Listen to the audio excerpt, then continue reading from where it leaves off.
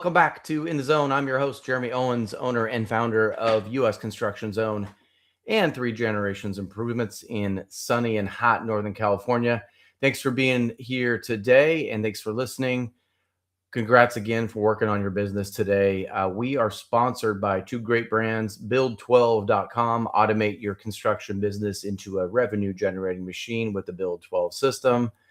Great CRM, all the bells and whistles that you could possibly need. I've been using it for a few years. Check out build12.com. Ask for less. He'll take care of you. We are also sponsored by the great team at Builder Pay Pro. If you need a construction payment platform, this is the one for you. Stop paying those fees. Give those fees to the client. We can't afford the 3.5% of fees. Instead, you give those fees right to the client. Accept ACH payments, invoicing tool. Everything integrates directly with QuickBooks Online, so it's ready to use. Visit builderpaypro.com for a demo. Thinking about today's show, I've been podcasting now for a few years. I'm not quite an expert yet, but I can't tell you how rewarding it has been for me. From the beginning of this journey to now, whether it's my own show or being on guest podcasts, the main thing I've taken away from it is how much I've learned from other people. And yes, I get to pick topics and guests that I want, but this is a great topic for us today because this is a chance to learn about maybe you getting your own podcast, and maybe it's geared for homeowners so that it can actually help you get more leads. Right now, leads are down. People are scrambling. They're looking for creative ways to find clients. This might just be the one. Our show today is called From the Job Site to the Mic, Using Podcasting to Attract Better Clients. This conversation dives into how personal development sharpens communication and confidence, and how podcasting gives contractors a powerful edge in marketing. Learn how sharing your experience and expertise can strengthen client loyalty, improve referrals, and position you as the go-to expert in your market. Our guest today is Scott Edwards. As a business entrepreneur, Scott opened over a dozen companies in his lifetime, from small construction companies just like ours to owning a submarine and beach shack to a disco producer. His lifelong love for comedy led to producing live comedy shows, TV series, concerts, and in no time, he opened his first comedy club. We've all heard of it, Laughs Unlimited, right here in Sacramento. He built this into a chain of the most successful comedy clubs in America. He brings his vast experience working with some of the most famous names in comedy, and I want to hear more about this. Jay Leno, Jerry Seinfeld, Bob Saget, and Dana Carvey, to name just a few. Please help me welcome Scott Edwards. Scott, thanks for being here. Oh, it is such a pleasure, Jeremy. Ladies and gentlemen, I'm R. Scott Edwards. It's nice to be here. Oh. Hello. Settle down. It's not that big a deal. But hey, you're already bringing the fire, Scott. So we got to start with how. I mean, that's quite an eclectic. You've been all over. Spastic. It's been all over the place. Entrepreneur 101. Yeah, I mean, exactly. I feel that too. Like you either have that or you don't, right? It's just so you're always thinking of things. You could be eating at an ice cream bar and go like, that's a great idea. And it's just, but yeah, tell us a little bit about how you got to where you're at now. Well, I'm retired. So whoop, whoop. But it is been a long, weary story. But Jeremy's absolutely correct. I got my start much like you guys. I started my first small construction company when I was 17 years old. Back in the late 80s. Yes, I'm old. I'm sorry, late 70s. At a decade. Whoa. And back then, the marketing was strictly the yellow pages. So my company was called A&A Restripe. That's what you had to do. Be the first on the list. First on the list. We were a small, just me and a couple high school buddies, had a van and a paint machine, and we were painting lines in parking lots and repairing asphalt and putting in concrete bumpers and doing all that kind of stuff. Mm-hmm. And it was a great learning experience. You might find this hard to believe, but I was the face and voice of the company and did the sales. And then the guys would help me do the work. But we're really successful for 17. We did all the McDonald's in Northern California, all the Safeway stores, several other projects. And it was great learning experience. But what it taught me is that if you're in the construction industry, you have to be able to think of all the different aspects. It's not just the labor, it's the materials, it's finding the clients, getting paid, balancing your cost of product with the money you're getting from your clients. And very importantly, why we're here today is marketing. And back in the 70s and 80s, when I was doing a lot of my companies, it was really paid ads on TV, radio, and the freebie was the Yellow Pages, and that's uh, Yellow Pages. For those of you that are under 50, that was a thick book of Yellow Pages that had phone numbers and companies. Actually, Anyway, I stopped getting those. Are you getting those anymore? Or are those kind of done? I think they're done. I haven't seen one in a few years. Yeah, me too. But it was the only way to really reach the public. And other than, other creative low end things like print ads and Yeah. bus stop ads, I mean, there's all kinds Nice. of things you could do. However, in this day and age, we're very blessed that we have social media, which allows each and every company, construction or otherwise, to reach a percentage of the public basically for free. I mean, if you put together a nice 30-second, 60-second reel or ad about your company, you can put it out over and over and over, and people will find it. Right. And if you use proper SEO, it'll get spread around, and you could also define it to an area. So if your company is in Northern California, then you can always focus on that. I've been a podcaster for over 7 years. Okay. It was a situation where I was winding down my entrepreneurial life, and I had missed being in the comedy industry. And I told my wife, I'm going to write a book. And she goes, no one's going to read your stupid book. Do a podcast. And I'm like, what's a podcast? This was back a number of years ago before podcasting was very popular. So I did about 6 months of research and then launched. And since then, my main audio podcast is about 700,000 downloads and is considered in the top 50 stand-up comedy podcasts in the world. Nice. And it's been just a real pleasure to be a part of. But today, Jeremy, we're here to talk about using podcasting as a marketing tool for small companies, which is something I didn't have access to back in the day, but now I utilize it quite a bit. Yeah, no, definitely. Yeah, I mean, it's cool to hear some of the people that you've worked with. Do you have any, before we dive into some of the content, any cool stories? Who's your favorite comedian out of all those? I mean, we all grew up watching Jerry Seinfeld, and I mean, he was on every TV. Right. And everybody needs to know that as the after the construction company, you made a quick reference to it. It's not something that was quite as exciting, but I was in the DJ business and spinning disco records before Saturday Night Fever. I caught that wave and was able to do that. But I also opened Laughs Unlimited, all comedy showroom in Old Sacramento. We built it up to 3 clubs. They're still operating today. So that's pretty incredible legacy. But when I opened it in August of 1980, before most of you were born, it was the 12th full-time comedy club in the country. And we had a chance to work with some of the best in the business. You name dropped Jerry Seinfeld, who, by the way, was scheduled to work my club. And he calls me up and he says, "Hey, Scott, I got a shot at this pilot TV show. I'm going to have to cancel." And I said, "No, hey, that's what we're here for. Comedy clubs are kind of the stepping stones to television and movies." And I said, "You go for it."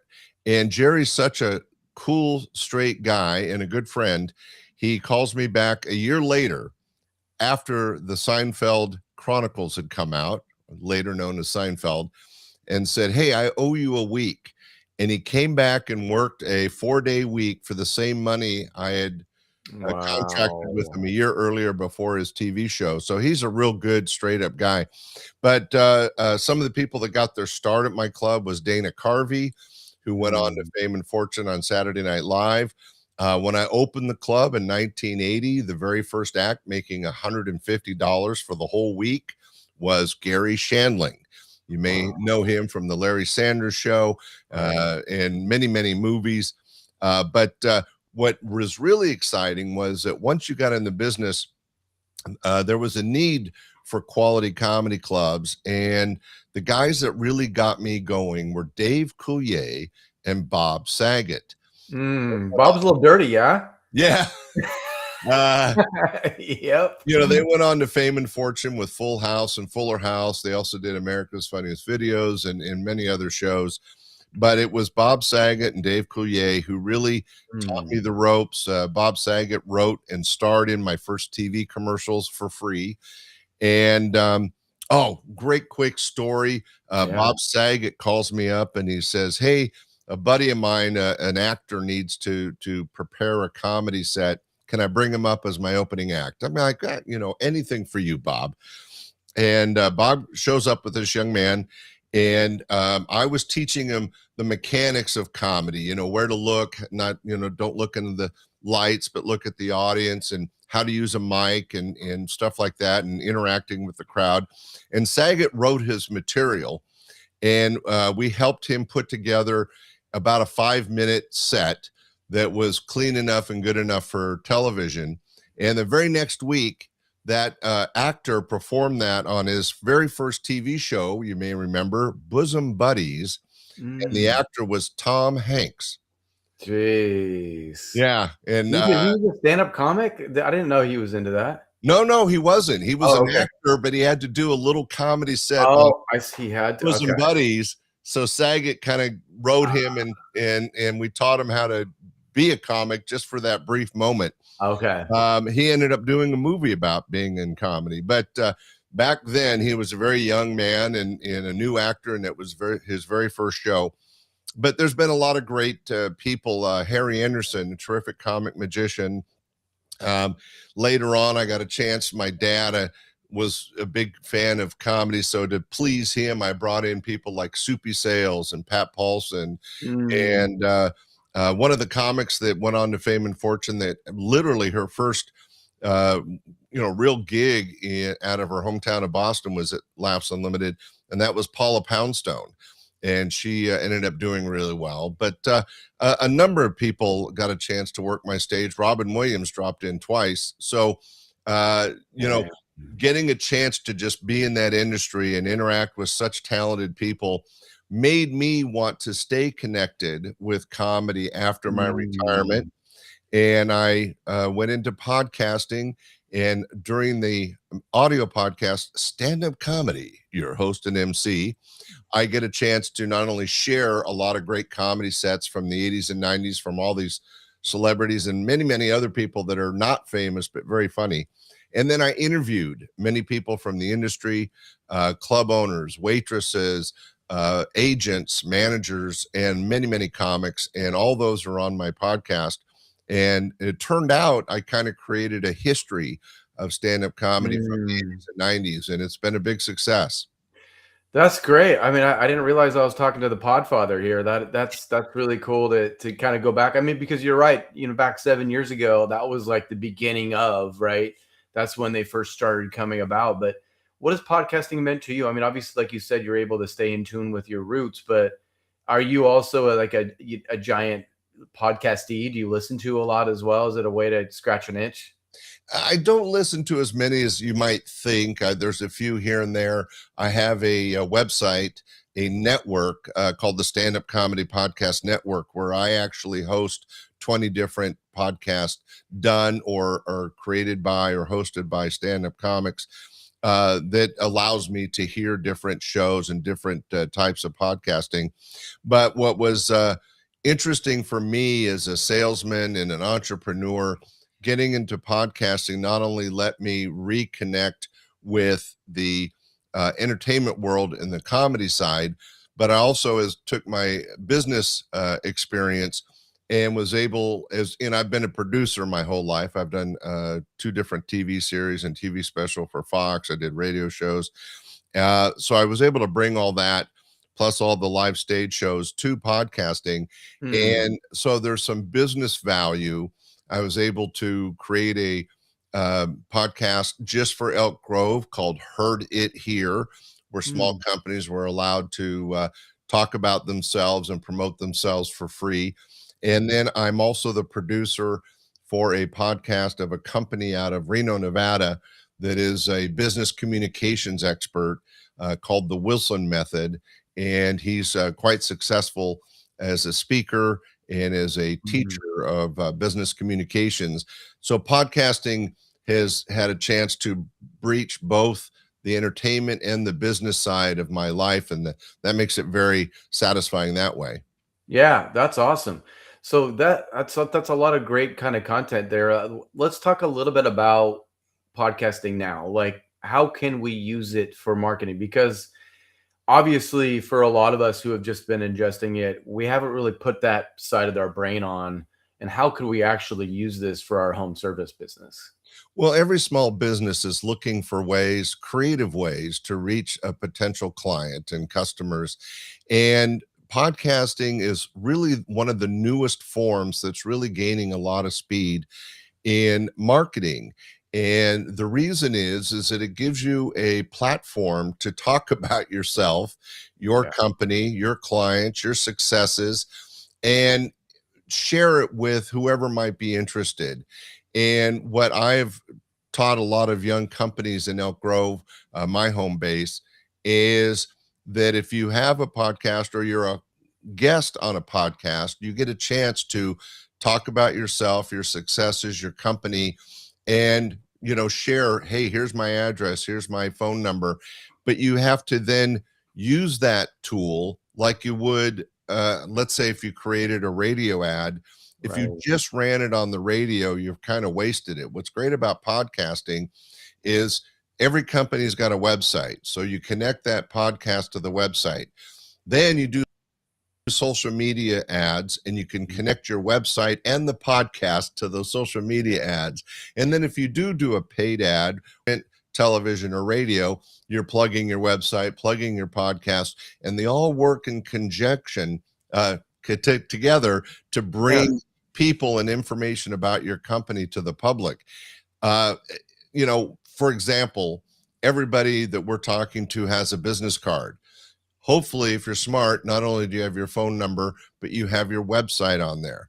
Well, right, imagine if you can now add a podcast link that people can go to, because they're maybe not sure if they should hire you or not. If they can go to that podcast and they hear you talking about your suppliers, your where you get your product, or they hear other customers saying how great you are, or you get a chance to share the awards that you've won or the successes you've had in business. Or maybe they hear you interview one of your employees that's talking about the value of working for your company. You know, Three Generations Improvements has had many awards. right, And imagine going out and being able to share that with everybody in a certain region. And that's right, something else that's great about podcasting is, yes, my podcasts go worldwide. right. You can market them to a small geographical area for very affordable, and people will find you on X or Instagram or something like that, Right. and have access on top of your business card, on top of your magnet sign on your trucks, or on top of your website. I mean, it all really works together, right?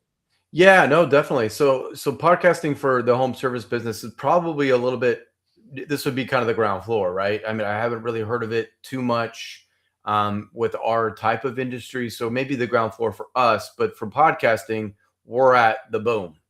So Yeah, it's really starting to take off. one of my questions to you is like, is it saturated, or are you seeing kind of podcasts come and go? Because that's what been my experience is like, now that I'm past a year and I got a rhythm, I enjoy it. So it's like part of my life. But like for a lot of people, they do a couple months and they're like, well, shit, this is just too much. Yeah, it's one of those things that gets hot. And right now, Right. podcasting is hot. And, there's a million people that will start a podcast. But the only ones that really make it work for themselves is when you're consistent and persistent. You have to stay with it and build up a foundation of base podcasts, and then just keep adding to it so that you have this, tower of advertising and information that potential customers and clients can find and rifle through to find what interests them. But you're right. Most people fail, but it's much like being an entrepreneur. And Yeah. all the people we're talking to that have successful businesses, how many people do they know that wanted to start a construction business or a restaurant or something and failed? Right. Because failure is the stepping stones to success. If you're not trying, you're not failing, right? If you're not failing, Right. you're not trying. Either way you put it. So podcasting, much like a lot of other formats to reach platforms to reach potential clients, is high and low. For example, it used to be the yellow pages. Well, times have moved on and that doesn't work anymore. Right. There was a time it used to be television, but that was really expensive. And with streaming and stuff, it's got a smaller and smaller audience. Radio used to be like number one for small business because you can get on fairly Yeah. affordably and it's just in your region. But these days, with streaming and everything, radio is actually lowering its audience as podcasting is building its. So, really, podcasting, I think, is the future. And if you have any doubts about that, if you do a little research, you'll learn that as uh, recently as 5 or 6 years ago, there was maybe a few 100,000, maybe $500,000 in advertising business and podcasting, and now it's well over a billion and a half. Yeah. It's crazy what advertising has done with podcasting and vice versa. They support each other, Yeah. and for any small business, if you start a podcast, which is challenging. It's not difficult. I mean, Jeremy did it. Come on. Yeah. But Yeah. Come on, people. Let's go. Is this thing on? yeah, we've all been there. And we're so proud of all your success, Jeremy. Thank you. Thank you. He's done a great job. But what he's done is he's taken 3 generation improvements and put it at a higher level than his competitors because he not only has his business card and his website and his other marketing, like his name on his trucks and stuff, he's got a podcast. And that is a way for his potential customers to learn more and more about the suppliers that give you your quality products. They learn about your customer success much better than Yelp because you can kind of formulate what you want to share with the public, but also your employees. Why has Ben been with your company for 5 years? Well, he's good at his job and he likes it. Let Ben share that story. Let customers say how happy they are with your work. There's so many things you can do. You can talk about trends in the industry, and people are always looking for what's next in construction and home improvement. You can share ideas that not only are coming up in the world, but your company does. Another thing you and I talked about at a previous podcast is you can share safety tips.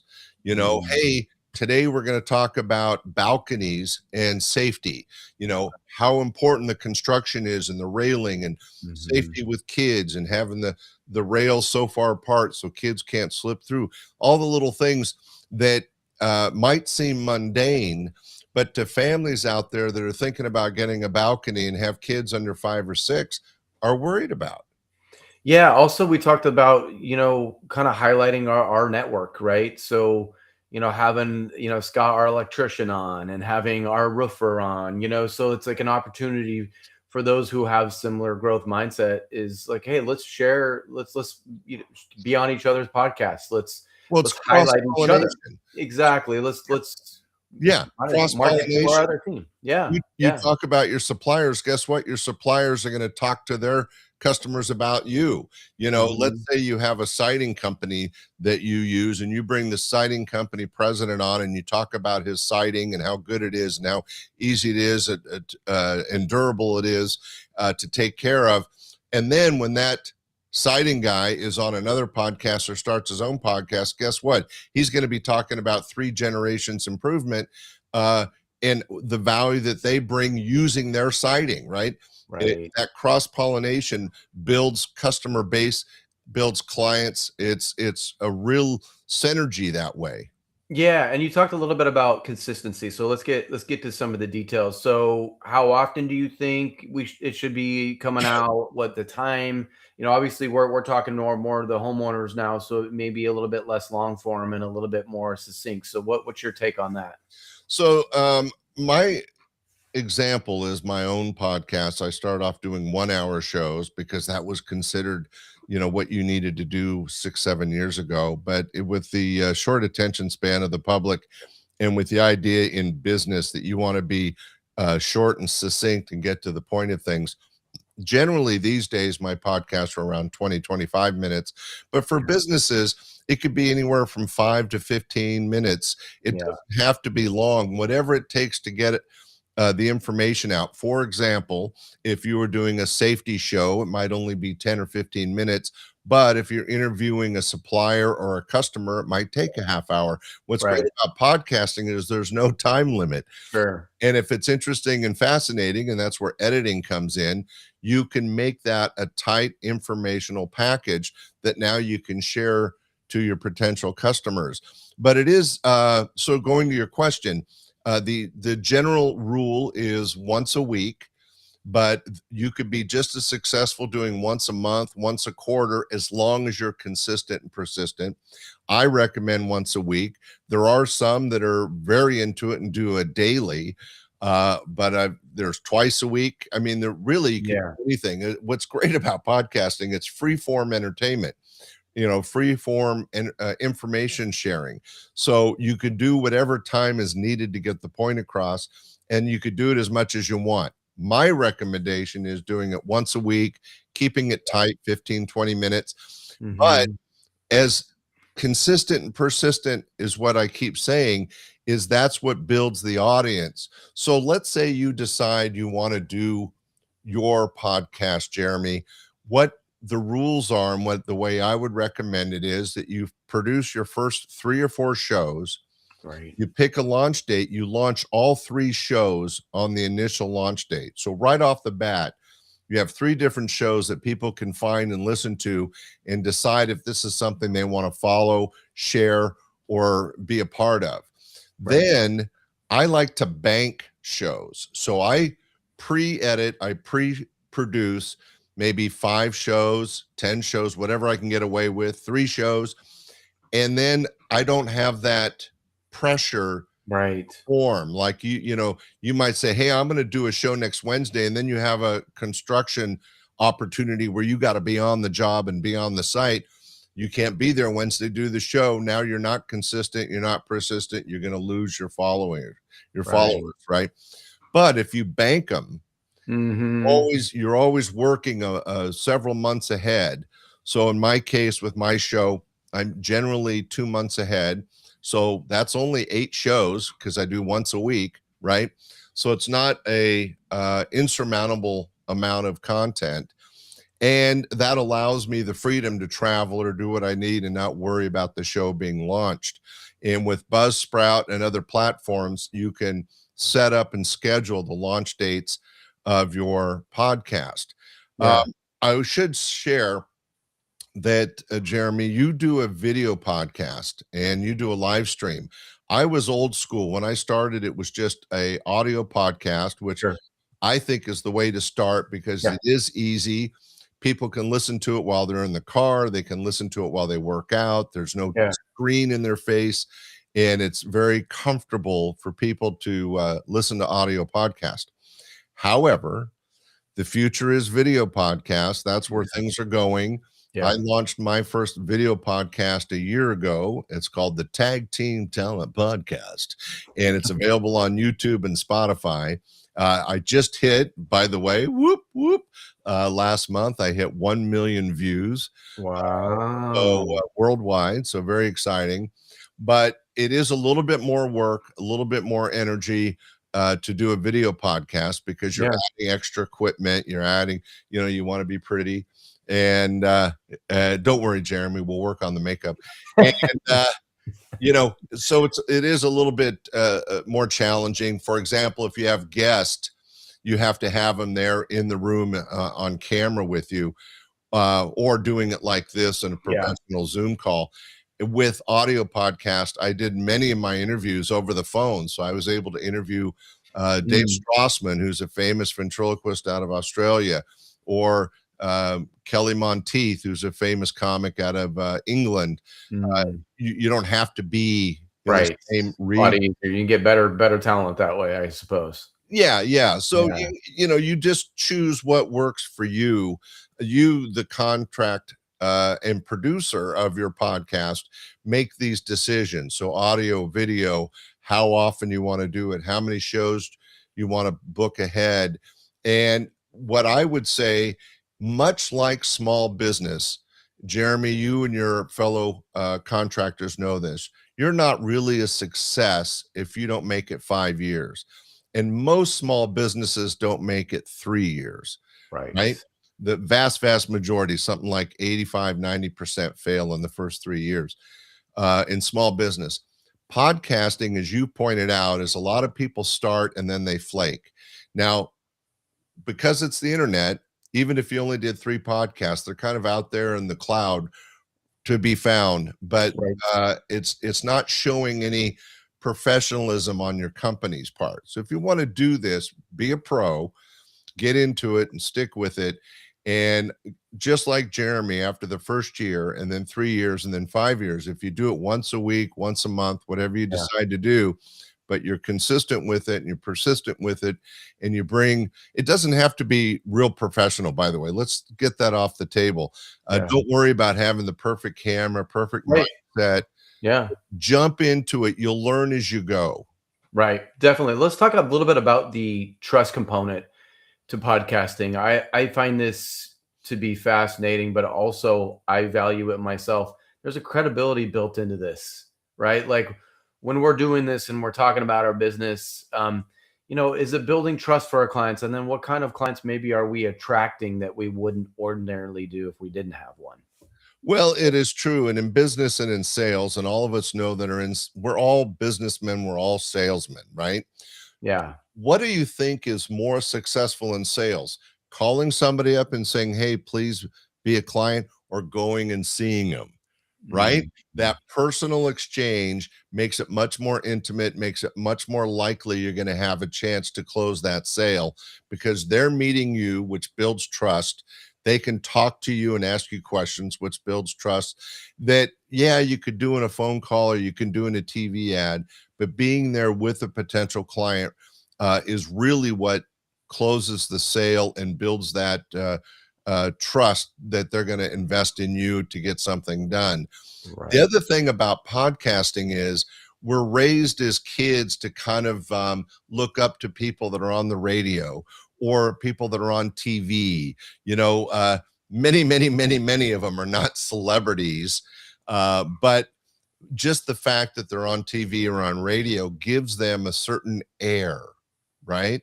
A certain pedigree that Right. them up. So when a company does a podcast based on what we've learned through our lives, podcast is very similar to radio and TV. It's a format to reach a client that is up a level. So when Mm. you say, oh, I have a podcast, and most of your competitors don't, that puts you at a higher professional Mm. level. You're going to get more respect. You're going to get more attention because you've raised your business to that level. Well, Jeremy, you've been doing this a year. Don't you feel that way? Absolutely. No, I really do. And I think it's a creative way of kind of showing who you are. And I think that's hard to do. Sometimes when you're just going on quote bids, or you're just like meeting with homeowners, like they don't know who you are. You don't get a lot of time with them, especially now. People are not giving you an hour. Like you need to really kind of tighten things up. And so I think this is just another way to show who you are inside. And like if they really want to do a deep dive and find out, okay, let's find out a little bit more about this company, then I think that you can actually look at the person. And I think that's the part that I like about the most, is that if you look at a series of a year or a couple of years I've been doing it, you're going to kind of know who I am. Oh, exactly. You It's a know? great way to introduce yourself. We're Right. all taught to do the elevator speech. You Right. want to get your message across in 90 seconds or less. How can you make yourself stand out against your competition in a short time? Well, what Right. podcasting does is it takes it to the next level. Instead of 90 seconds, now you have 5 minutes, 10 minutes, 15 minutes to share information about your products, about your construction value, about your awards, about your customer satisfaction that builds upon what other people are doing. Joe's construction down the street might have that bus bench ad, or they ran Mhm. something on radio, which by the way was on and off in 30 seconds to be gone, never heard again. Right? Podcasting, once you put it out there, it's there forever. Right. I had a children's podcast I did 2 years ago.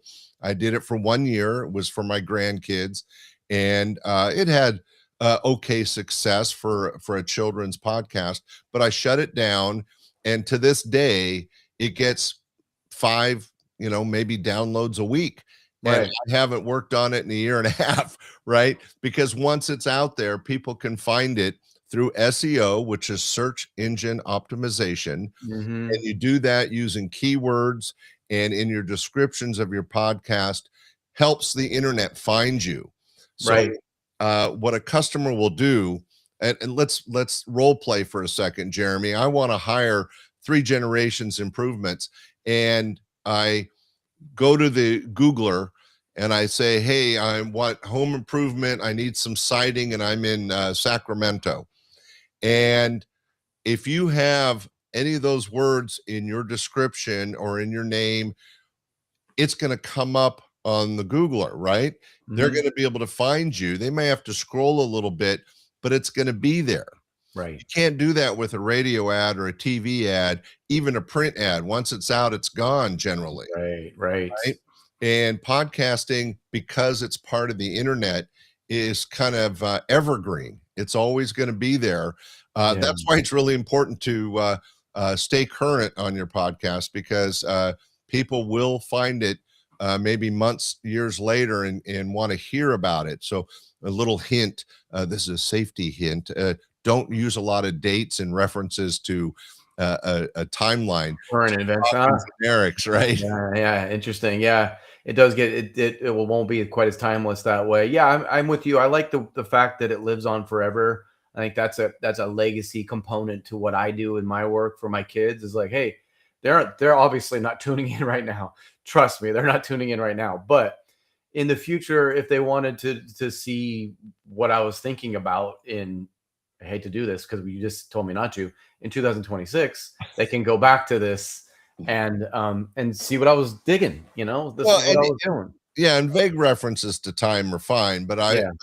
I was just saying that if I said, "Hey, this is a special St. Patrick's Day show," Yeah. Oh, right, and right. my green beer is right over there on the bar. Yeah. It might be interesting for that moment, but won't really connect with anybody a couple months from now. So you try to keep it somewhat generic that way. But when we're talking about trends in construction and home improvement, you do want to be, hey, this year this is the hot item. That's okay, because that's what you're selling. But I gotta say, Jeremy, you're right on in what you're doing with your podcast. And, Mhm. and to everybody listening, if you have a small company and you want to stand out against the competitors by doing a podcast, not only is it informational and not only is it a great sales tool, but it allows you to connect with potential customers on a more intimate way than any of the other medium out there. Yeah. No, I appreciate that. Thanks for saying that. It does feel that way. And I kind of look back at my podcast journey and what I consume as well. And I'm trying to think of what kind of client we would attract.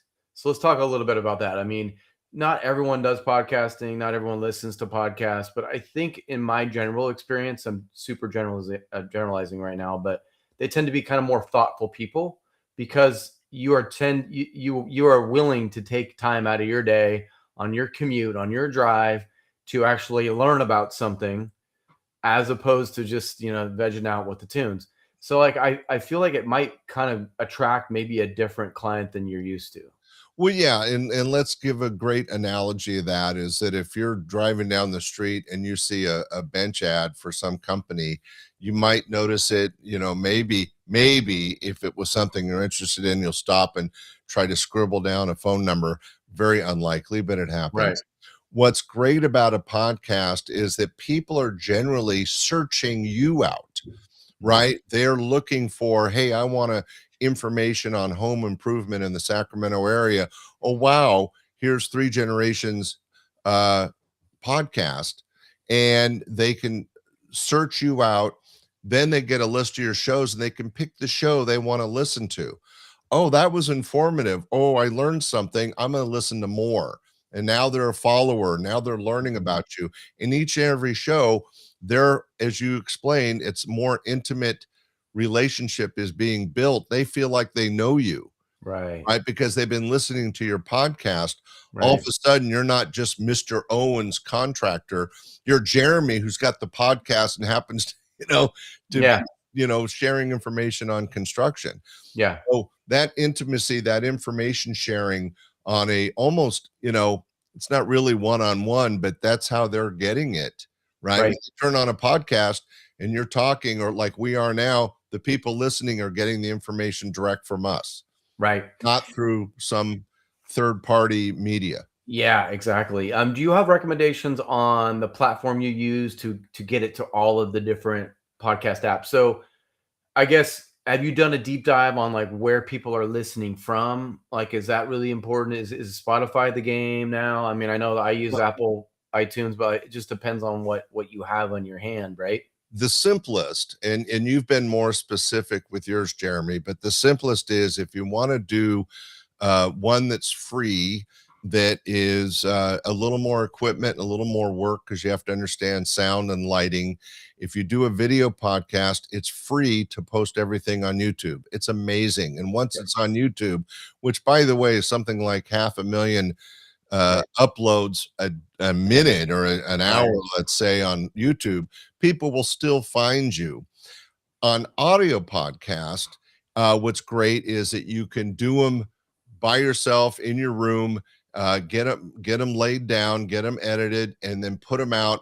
And there are several different platforms. I happen to use Buzzsprout, Yeah. I've heard Buzzsprout. that one. Yeah. What's great about it is once you do an audio podcast, this is different than video. You get what's called an RSS feed. All right. And what that basically is a link to your podcast. Buzzsprout creates it, but then they help you connect it to Apple and Spotify and iHeart and literally more than a dozen different platforms.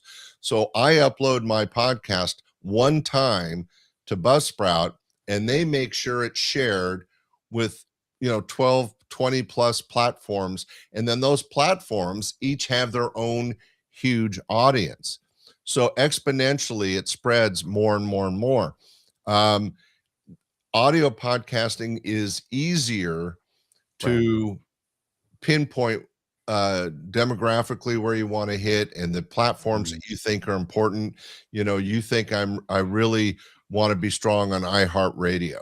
Well, you can push your podcast to do well on iHeart and advertise it for iHeart and stuff. And you can do that through Buzzsprout or these other platforms. On YouTube with the video podcast, it's all on you because there's no RSS feed. There's no way to Mm. automatically share it. So it's up to you to share it. YouTube will help you with very affordable advertising. But what's great about YouTube is I do twice a week, I do these 30, 40-second reels, just a Mm. short snippet from my show, which comes out once a week. And those snippets I can put day after day up on social media, whether it's X or Right. Facebook or Instagram or LinkedIn. And I build my own following and my own audience with these basically mini 30-second ads of my 20-minute podcast, all of which is out there on YouTube. So you really, it's really not as time consuming as it sounds, really easy. And Mhm. get into it, Jeremy. It's kind of fun. Yeah, no, I think you're right. So for those kind of, maybe they're like, okay, I'm gonna try this. What do I name it? Is it something very specific to the industry that I support, or is it more general home improvement? Like, what's your take on that? Well, the name isn't as important as the content. You know, if you're doing quality content and sharing information that your customers will find valuable, you name it whatever. However, as an entrepreneur, I always believe that it's good to have what you do in the name. You know, Mm, my podcast, stand up comedy, your host and MC. I mean, obviously, it's about comedy. right. I went off a little bit with Tag Team Talent podcast, but talent's in there, and you find out that it's an entertainment platform. But for a construction podcast, whether it's video or audio, I would recommend somewhere in the name talking about either you or your company or what you do, mostly what you do. What's really amazing, Jeremy, that we're living in a world that's just getting easier and easier. So for me, when I'm doing projects or I need help editing or I want descriptions that are good in SEO, search engine optimization, I go to Chat GBT. Totally crazy, You right? know, you go Yeah. to Chat GBT. Hey, I'm doing a podcast about my construction company and I focus on siding or roofs and I like the steel roofs and blah blah blah. You know, give me a title and it'll give you like 10 possible titles. Yes. Oh, I like this one, but then you got to self edit and tweak it to make it you. But Chat GPT and some of these other AI have made so easy what we need to do. Just like writing a description of a podcast back in the day, I'd have to sit there and try to, well, what's going to really do well with SEO? And I'm going to have to write it myself. Now I just go to AI, say, Mhm. hey, I need a short description of this podcast episode that's based on roofing, and boom, it writes it. There, right. Yeah, and this the same goes for looking for topics. I think, I'm just trying to think of objections that contractors might have. One would be, "Hey, I'm not a content person," but I think you just described it.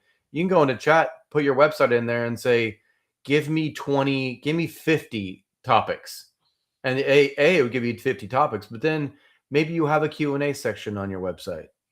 Go down that list of Q&A and answer the questions in podcast, because you can actually link it just right from your website. Say, hey, you want to learn more about that? Boom. And then you're linking around your website, and people, if they want to learn more, they can go listen to your voice on that same topic. So the topics to me are kind of endless if you think about it. If you keep getting questions from homeowners, that's your topic. Yeah, let's say we're talking about balcony safety by Three Generation Construction, Yeah. talking about electrical safety, Three Generation Construction. We're talking about, Bob's Supply Company. I mean, I would put in the title kind of what the topic of that episode is. And the name of the podcast, again, is almost irrelevant. I think it's important for sales. But once you get to this description of each episode and the title of the episode, which you want to keep kind of short and succinct. If you talk about whatever topic that is, that's what people will be searching for. Mm, You got to picture Joe sitting in his computer. He's 52 years old and he's thinking of getting his house re-roofed. He doesn't know anything about it. And he goes to the Googler and says, I need a quality roofer in Sacramento and I want to do a steel roof. Well, you have an episode talking about your supplier that provides quality steel roofing, and you have a little 15-minute podcast on it. He's going to take the time to download it and listen to it because he's getting educated. He wants to be a knowledgeable customer and a buyer of your construction work. So great. it really, and again, it works hand in hand with all your other marketing. I would never say do just podcasting. I would never say Yeah. do just radio ads or just a sign on your truck Sure. or just a business card or just a website. You got to Right. do them all. Yeah. And if you can't do it, it's so easy to hire somebody. Let me tell you this, Jeremy, you probably already know this because you're a hip dude, but there's a company called on the internet called Fiverr. And the Okay. key is it's spelled Fiverr, two Okay. R's, but you can hire contract labor from all over the world. And these people from all over the world, let's say a lot in India or England or who knows where they'll be from, maybe somewhere like Canada, who Right. knows? But you can hire these contractors for really cheap. For example, I use a guy named Danny. I think he lives in Budapest or something. And for a really reasonable fee, he edits and creates all my reels. Now I could do it, but I'm busy. Sure. Right. Pay him $100 a month, and I get 8 reels, 2 a week, plus a bonus one. So I'm getting 9 reels. I'm ending up paying maybe $10 a reel. And these are 30, 40-second, basically mini ads for social media of my podcast. But I found him through Fiverr. And Fiverr is a way to find, they can help you with writing. They can help you with websites. They can help you with podcasting. They can help you with marketing. And you pick who you want to use. You pick how much you want to spend. And what's great about going through Fiverr versus just finding somebody on the internet where you could get ripped off or somebody could steal your personal information, Fiverr is a company that backs it. So I've had a couple guys flake on me after I paid them. Fiverr paid my money back. Nice. They don't pay the guy until I'm satisfied with the job. Right. So by going through Fiverr, you have kind of a protection level there. Does that make sense? Yeah, no, that does make sense. Do you recommend transcripts? We're talking about the SEO component. You have the title, you have, an image of the show, and then you have the description. And then do you have the more where it's just the transcript so that Google can scrape the content, or do you think that's maybe a little much? No. I highly recommend it. And again, it's all about search engine optimization. You want people that are going to the Googler or any other search engine to be able to find your podcast, find your ad, find your information, find your website.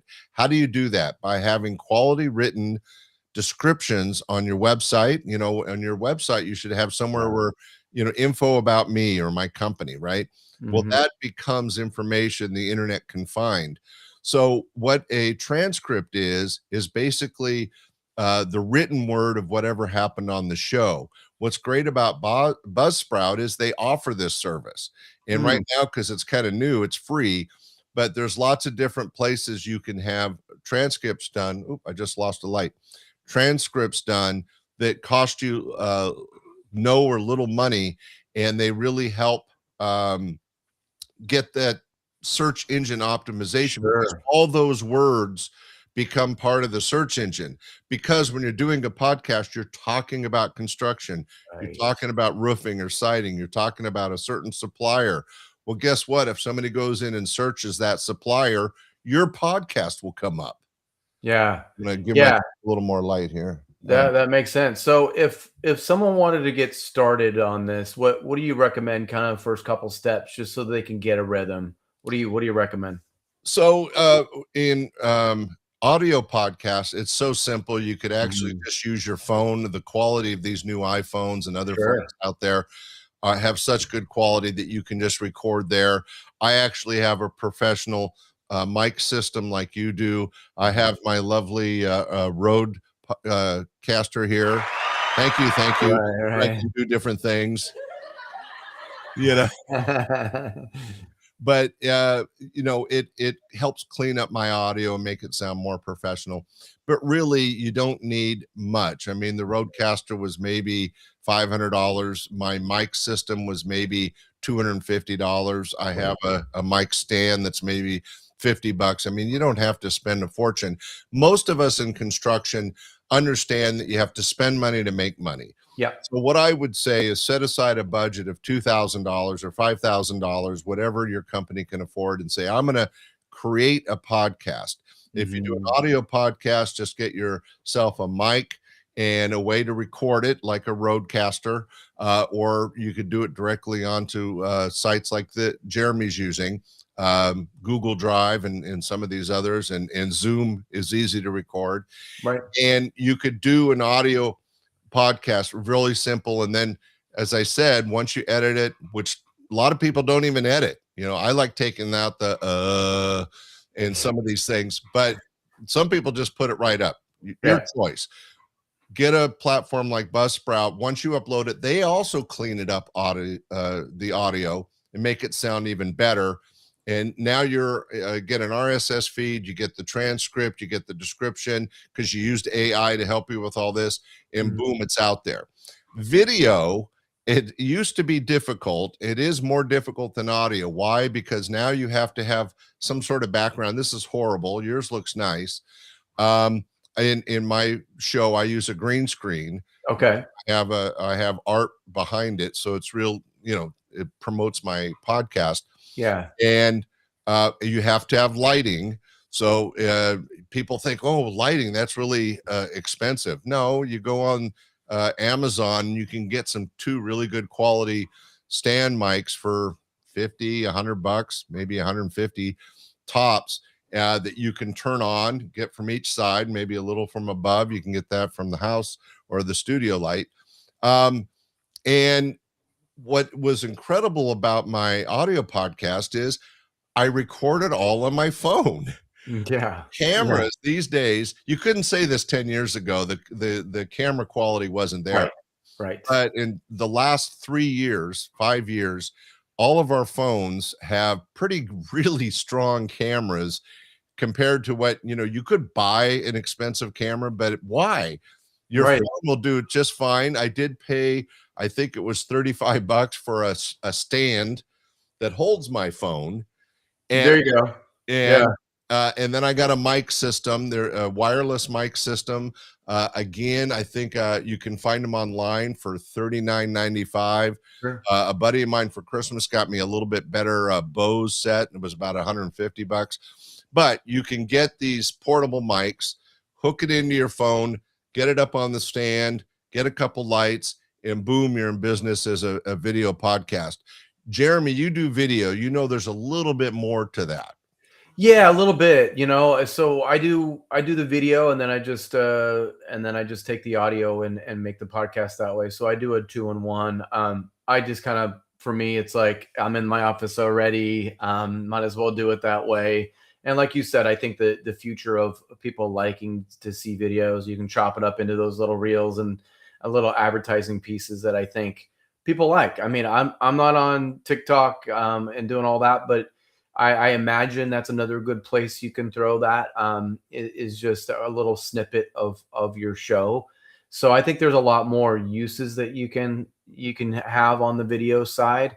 But like I said, either way, as long as you get something started, I think maybe getting a rhythm of like, hey, this isn't so hard. You can always add video later. Right. Start in audio. It's basic, it's easy, and getting it up and using the RSS feed allows you to pinpoint which platforms you want to put it out on. And I agree with you. X is not the best for business marketing, but LinkedIn is really good, Right. and Facebook still has a good crowd. And it depends on the audience. All of us in construction know that we're not really going to get a lot of 20 somethings. We need to be aiming at 30, 40s, people Yeah. that are getting their first home or their Sure. home starting to fall apart. The 50 somethings are a big market for construction and home improvement. Yep. So what's great about an audio podcast is you can kind of pinpoint where you're going to market it and send it. Now with the video podcast on YouTube, it automatically goes to the world. Right. But when you do the social media marketing and the reels, you can pinpoint the geographical area you want to hit.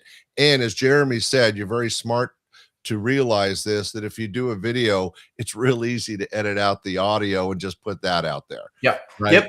Yep. So Yep. you get both with one. So Yeah. it is something I highly recommend if we have construction companies listening to this podcast. Yeah. Thanks to Jeremy for bringing this information to you. I highly recommend that you expand your marketing platform Mhm. by utilizing podcasting as a way to share information. For example, the company I produce for out of Reno, Nevada, the Wilson Method. He's a professional communications expert for small business and corporations. And he's been doing a show a week for the last 2.5 years. Mm, He doesn't get the kind of numbers I get for right. entertainment, but he's getting a consistent 150, 250 downloads a week. And Yeah. those are people hearing about his company, hearing about his teachings when it comes to business communications, Mhm. and it very, very, very affordable. Yeah. Well, great. Well, what's the podcast that you're currently still doing now? What's it called? So we can tune in. If you're into stand-up comedy from the 80s and 90s, some of the celebrities we talked about, there's some great interviews and comedy shared on the audio podcast, Stand-Up Comedy, your host and MC, available on all platforms. The Right. newer one that just hit 1 million downloads is Tag Team Talent Podcast. That's the Okay. Tag Team Talent Podcast. And it is more, all the videos are less than 5 years old of professional comics. And then I throw in a classic rewind. I've edited out pieces of my TV series. I had 2 TV series back in the 80s, and I share some, they're all 3-minute videos. The whole show is only 15 minutes. And it's all great stand-up comedy, magic, ventriloquism, a lot of the variety arts, a lot of fun. And thank you, Jeremy, for allowing me to plug that. Yeah. And I mentioned the Wilson method. By the way, the name of his podcast is called How to Talk to Humans. Hmm. So there's a case where he's marketing communication to businesses, but the title is How to Talk to Humans, That's which funny. relates but doesn't have any of the direct information in the name. Yeah. Yeah. Well, great. Well, I appreciate you being here, Scott. This has been a wealth of information. I know this is going to be very valuable for our industry. So thank you so much for being here. Oh, it's been a real pleasure. And ladies and gentlemen, we're so thankful. Jeremy, you're rocking it. You're doing a great job. And I know your fans and listeners appreciate what you're bringing to really a challenging industry these days. Yeah. Home improvement and construction always has its challenges, Mhm. but everyone's getting those extra big refunds this year. So go get them. That's right. Thanks so much, Scott. Thank you, sir. Yeah. Thanks again for being here on In the Zone. I am your host, Jeremy Owens. We'll see